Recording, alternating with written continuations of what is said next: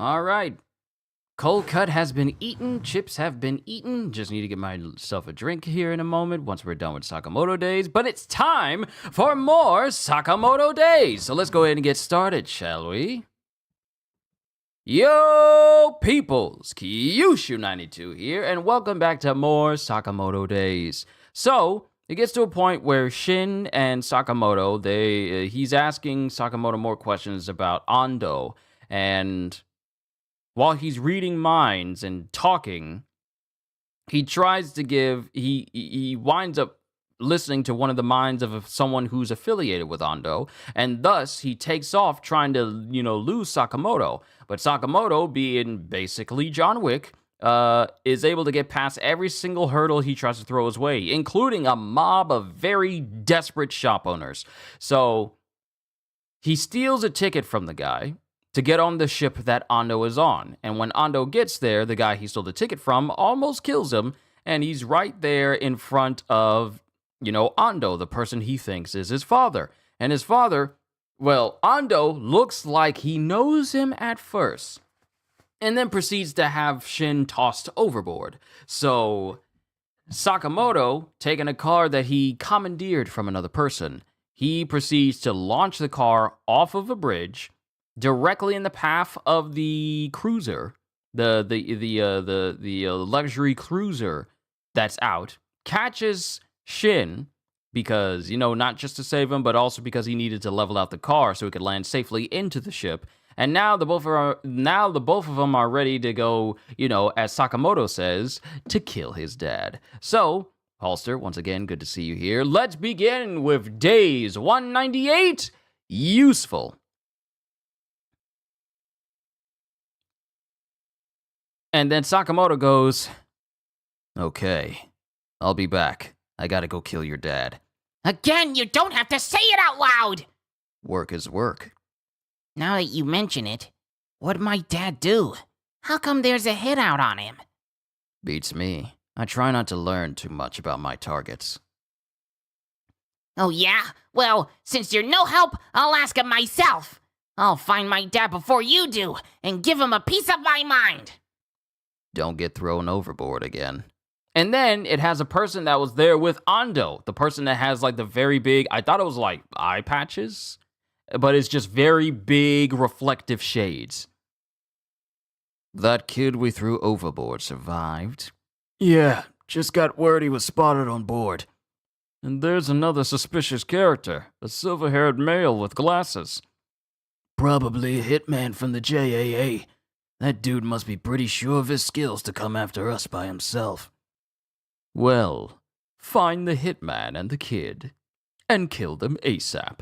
And Shin, who's listening in on this conversation, just all like, "Ah!" Because, now that he knows the people who are on this cruiser, on this ocean liner, yeah, they intend to kill him. Hey! You again? You look like a fish out of water. I'll be your guide. Huh? Fine then. That's his roundabout way of saying, like, these people want to kill me, and they'll probably kill me faster if I'm by myself. So I'm going to stick close to you, because I'm probably safe that way. So they start making their way through the ship, which is absolutely massive, by the way. It has its own shopping mall on this ship. Is there an ocean liner that does that?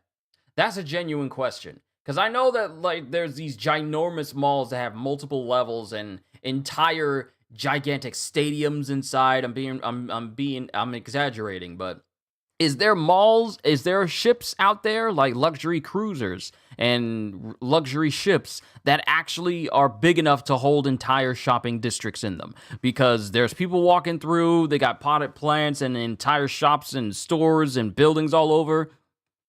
Seriously though, this place is something else. Are we really on a boat?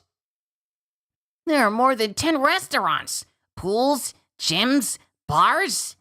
There's even a theater and a casino. It's like a city.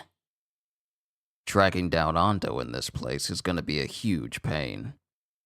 And it cuts to Shin, who starts wobbling, and he goes through the door.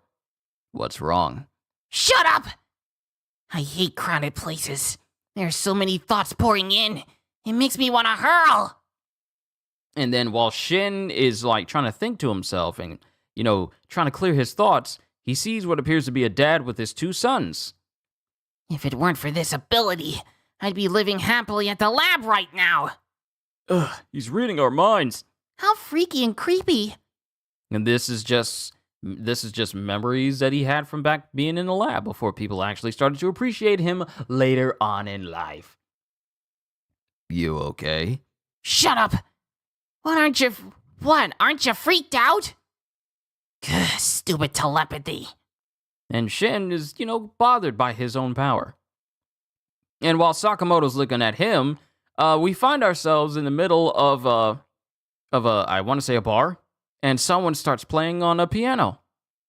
I already don't trust this person who's on the piano. I already don't trust him. And while everyone is enamored by how good this person is playing, Shin goes, "Wow." And Sakamoto immediately notices the hand. And like me, he knew something was off. He's a hitman. What? That guy? The tiny scars, gun calluses. Those aren't the hands of a musician. And then Sakamoto starts slightly looking around everywhere and goes, "We're surrounded." Seriously? Because it shows multiple people who are in this room with them. And they're kind of glancing over in the direction of Sakamoto, not trying to give themselves away, but they make themselves notice by, like looking out the corner of their eye. What now? Just keep reading my thoughts. And then Shin just looks at him, and the guy is playing on the piano, and one person with a dark jacket, shades on, crow's like frown lines, he walks up behind Shin, and he has a knife. And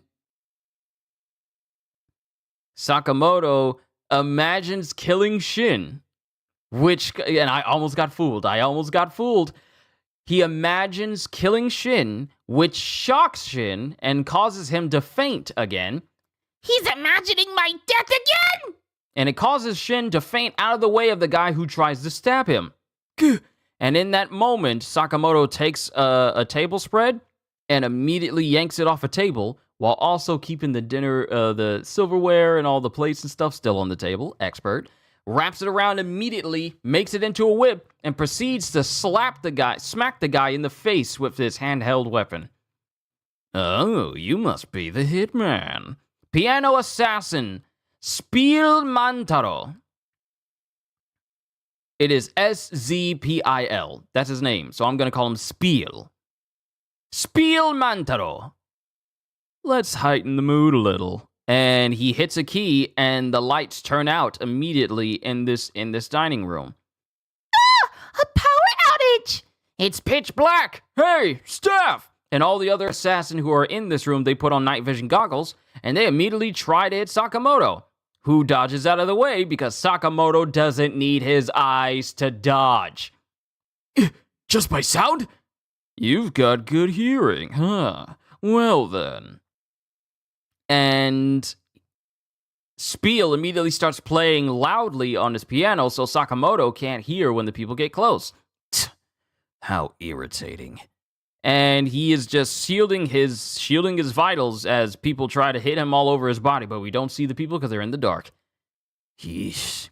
Huh? Read the enemy's minds and tell me where they are. Huh?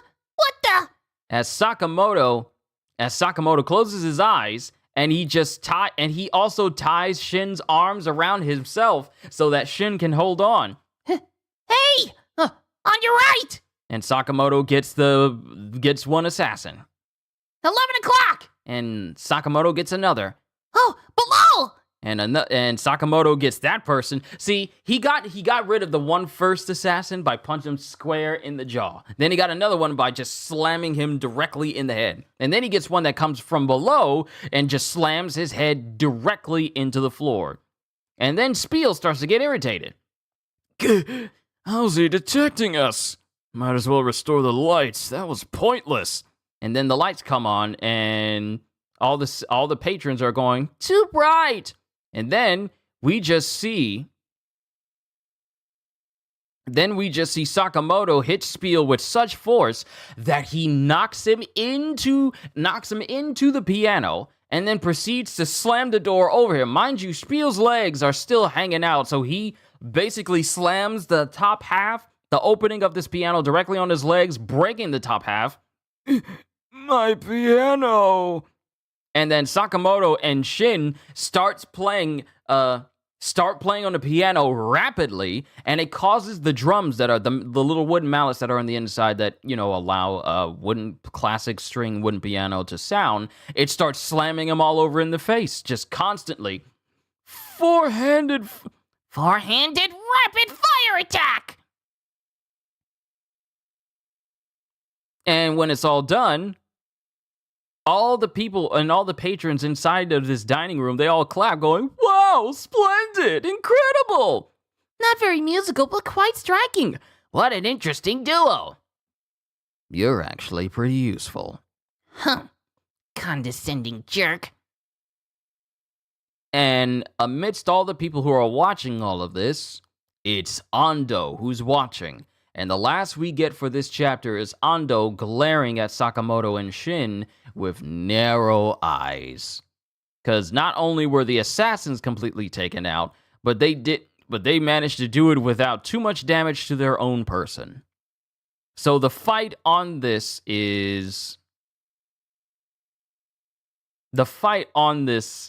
ship, this first fight we get, already concluded. But Halser, good to see you. Supreme Dude, hi bro. One Piece Volume 24 was peak? Yes, it was. Yes, it was. Let's see, spill the beans on the whereabouts of Ando. Sakamoto would be struggling so much more without Shin. I always love seeing these two work together. They complement each other. And what I like about Sakamoto is that he acknowledges that there are things that he can do that Shin can't, and things that Shin can do that he can't. And them working together, they complement each other's strengths. One thing that is real unique and really beneficial for someone like Sakamoto is that if he had any other person, he would have to get used to that person, and they would have to memorize hand signs and gestures and whatnot. All Sakamoto has to do with Shin is literally just have Shin read his thoughts. They line out their whole plan, and they can talk to each other without worrying about their plan being found out by anybody. It's the perfect matchup for these two assassins, or these two former assassins. It's the perfect matchup for them. They complement each other not only as characters. Not only, I want to know if Shin found the fortune teller. It's been a while since I read. I can't read anytime soon, so please spoil me. They found the fortune teller, and we are currently going through a flashback. Flashback, and I'm only complying because you said to spoil you. We're going through a flashback of how Sakamoto first met Shin. And we're currently on the flashback journey for Shin to find his father, who just happens to be the very same person that Sakamoto is on this boat attempting to kill, because that's the hit he has on this person. So, that's currently where we are right now. But Shin did indeed find the fortune teller. A lot of things have happened thus far, and it will probably take me a minute to explain it all to you. But yes, he did find the fortune teller. So when you get the chance, make sure you are able to catch up. And I know you said you can't read anytime soon, but when you get the chance, take your time and just catch up from there. But yeah, some things have happened. Shin found the fortune teller. We are currently dealing with the aftermath of Shin versus Tenkyu. And this has led to us seeing the flashback of how Sakamoto first met Shin. And once that flashback is done, we'll get back to the present with the whole matter with Tenkyu and the aftermath of the battle of Shin and him, and see where the story goes after that. And also wonder what Taurus is doing and if Heisuke managed to hold him off. Shin found his father with the milk carton. Look, his father went out to get milk and never came back. So now Sakamoto is here to collect all that child support that his father has been avoiding When it's one thing to get child protective services and child support on your case for your kids, but when it comes to JAA and child support, oh, they will send hitmen after you. Oh, you don't want to pay? Then I guess you're going to have to pay.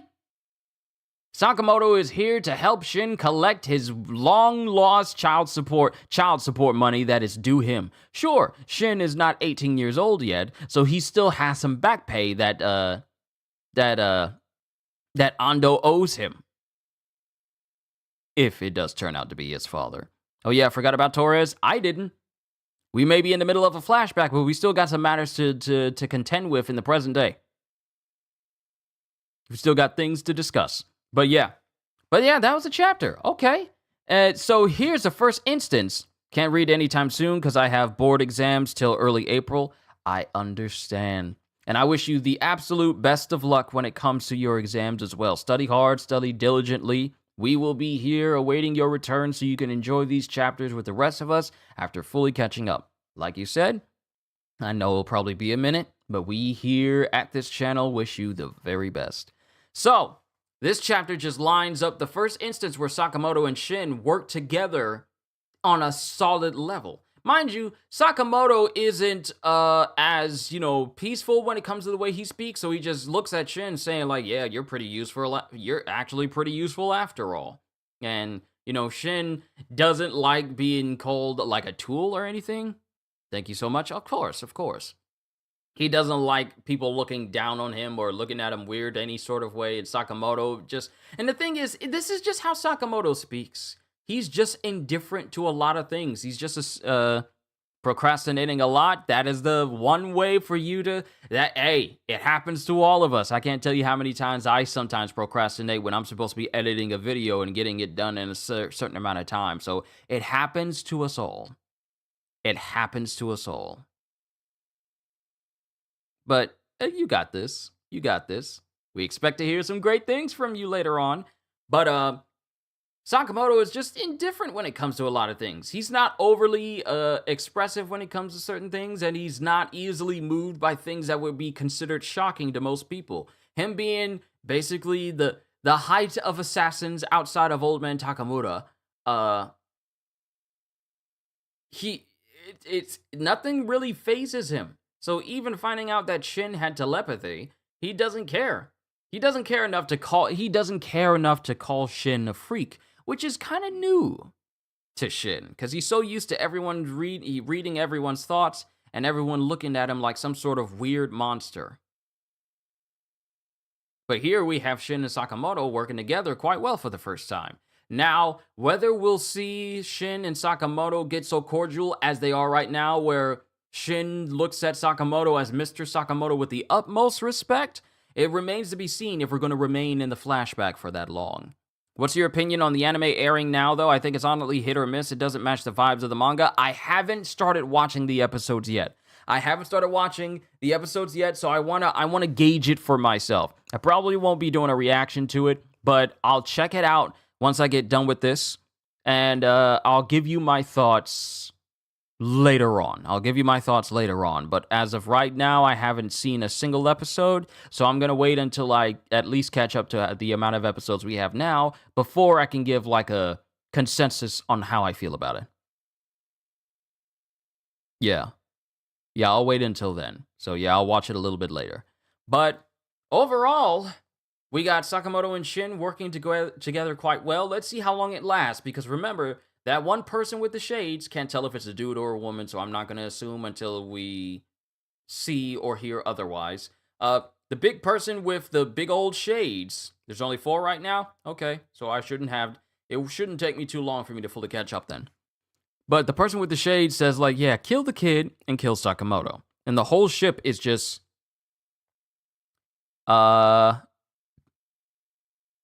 The whole ship is just full of assassins that are basically here to protect Ando, because Ando's trying to get out of the country, trying to get away from the JAA. But like Batman, Sakamoto has no jurisdiction. He'll find him and make him squeal. But yeah, it was good. It was a good chapter. I enjoyed it.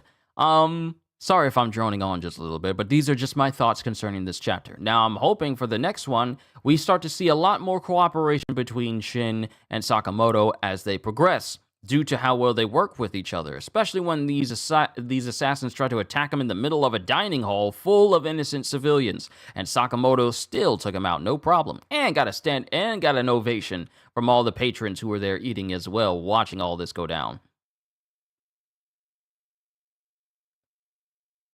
What happened with Uzuki?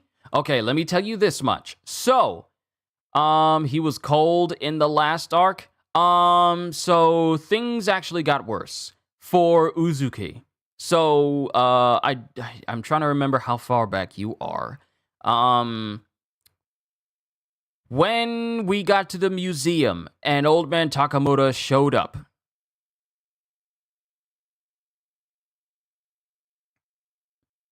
When Old Man Takamura showed up at the museum during that whole thing, he was basically contending with everyone easily. Even Sakamoto had a very difficult time trying to contend with Old Man Takamura. So why does it keep connecting and disconnecting? My apologies. Wait for it. I know it's skipping. I'm gonna go back and continue what I was saying, just so you can be caught up, Supreme Dude.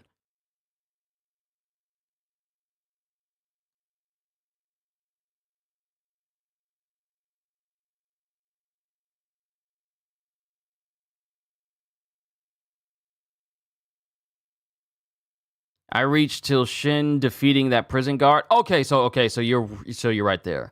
The last we saw of Uzuki was basically if you already reached the point where Shin was dealing with that one prison guard that loves the handcuffs, then you're pretty much up to date with what's happened with Uzuki, because we haven't seen too much of Uzuki since then. It's really been focused on Shin being inside of this prison and then coming across Boiled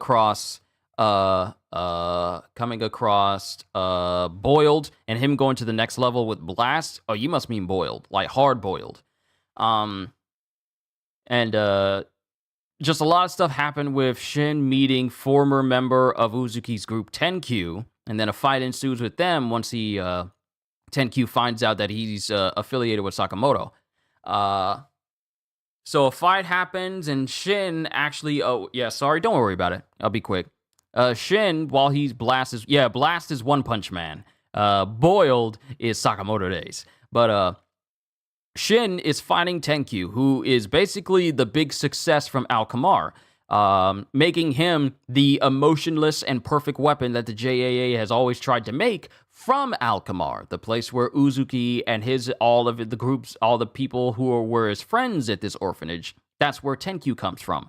But because of Tenkyu's mentality and methods, it put him at odds with Uzuki, and Uzuki kicked him out of the group. So Tenkyu, wistful and wondering what he can do to get back into Uzuki's good graces again, is in this prison where he intends to get to the fortune teller so she can tell him how exactly can I get in good graces with Uzuki again. And when it's revealed that, it's not going to happen, he kind of doesn't take no for an answer, and he's still trying to figure out, like, okay, that's nice and all, but how can I patch things up with Uzuki? And he doesn't get the answer he's looking for. So a fight ensues between Shin and Miss Hoshi. I think it's Miss Hoshi. Miss Hoshi, he kills the other guy that's with him with his bow and arrow, which is just a ridiculously strong bow and arrow for one person. So Shin decides, you know what? This is a person that is willing to even kill Sakamoto's wife and daughter, so this is someone that I need to take out right now. So he personally goes into this fight with Tenkyu with the intent to kill him. And during the process of this entire fight, Shin unlocks a brand new ability affiliated with his ESP that allows him to overclock his perception. He unlocks the ability to overclock his own perception. It allows him to overclock his own perception and allows him to see things moving in slow motion and react in kind, to the point where even Tenkyu couldn't even contend with it.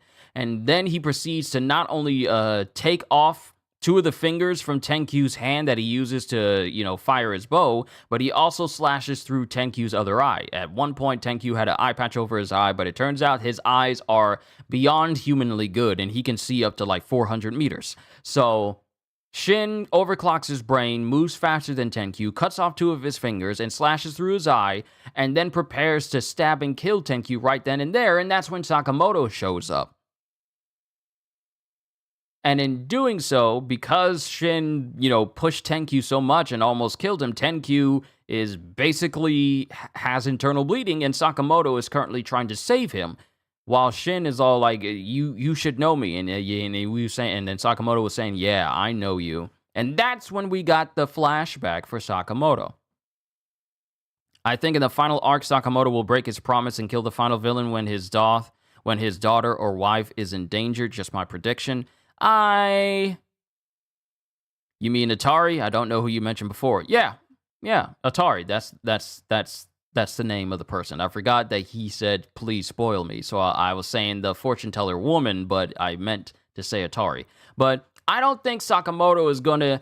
Even when push comes to shove, Sakamoto has been steadfast in his no-killing rule, mainly because his wife said that she would divorce him if he killed again. So Sakamoto's been sticking with that. And I feel like it doesn't matter if it's an exception.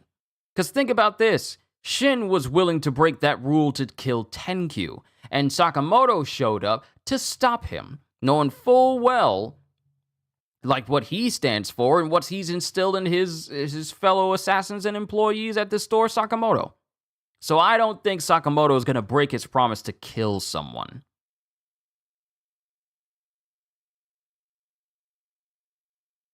All right, sorry, I forgot about that. I apologize. Oh, don't worry. It was on me because he said that the police spoiled me, so I wanted to go in detail. But I really don't think Sakamoto is just going to break his promise to kill someone. I mean, we talked about this, about Shin killing someone, and we all said that even if push comes to shove, I feel like Sakamoto is probably going to stop him, which exactly was the case. So for Sakamoto, I don't think he's going to go that extra mile to kill someone, even if it's the final boss. I think his wife will allow. If that happens, that would be cool. I'm sure you think it would be, but it would. Sakamoto has already established that he's no longer the type of assassin that kills people. I don't see him breaking that anytime soon. Because if it ends with Sakamoto killing someone and going back on the very rules that he's established from this whole story and that he's been sticking with through all of these arcs, I wouldn't call that like, oh, well, we'll make an exception. I want to see the epitome of his powers. You will see the epitome of his powers, but it doesn't need to involve him killing anyone. It doesn't need to involve him killing anybody. That's the whole point of how he operates now. You got all these other villains and all these other assassins and all these other people who have no qualms about killing innocents or killing people. But Sakamoto is the difference in all of these phenomenally strong individuals, as he's just as strong as them and he's capable of taking them all out without killing. He's just that strong. And mind you, he's been fighting with Torres in order to reach a newer, higher form of power, and also dealing with Kindaka as well. So he's getting training because he's gonna need to have another. Yeah. I was about to bring up Takamura. I was about to bring up old man Takamura. Sakamoto is gonna have to reach a whole new level of strength and power if he's going to contend with Uzuki and his old man Takamura personality that is incredibly, basically the strongest assassin, period. So Uzuki has a personality that makes him the most powerful assassin in the world. So Sakamoto is going to have to breach an even new form of power that allows him to contend with basically a personality that fights as strongly as old man Takamura did. And anything new about Osaragi? Is she in the prison? No. The Order hasn't been seen in this prison except for Torres, who is currently above ground because he looks to want to take Atari because he wants her to, make some predictions on some horse racing tickets because, he's trying to get as much money as he can. And Heisuke and Pisuke are up there protecting Atari. Are up there trying to protect Atari for, what was it, 10 minutes? While Sakamoto deals with Shin and Tenkyu. So Torres is currently upstairs in the prison trying to take Atari while Heisuke and Pisuke are protecting her until Sakamoto gets back. So that's where we're currently at with the story in the present. So not too much of the order has been seen other than Torres. We haven't seen much of Mr. Shishiba, or who was Torres? I forgot. He's the dude that has the gambling addiction. He's the very messy dude with a thick mustache and beard that looks like he's wearing homeless clothes or like very, very unkept clothes. He's the same dude that has a sandblaster in his sleeves that was fighting Sakamoto earlier on. That's him. That's Torres.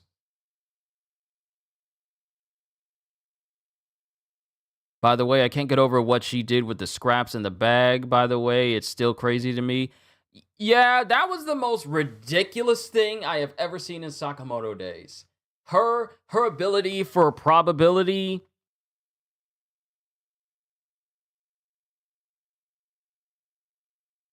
Oops, accidentally used, by the way, twice. It's fine, I know what you meant.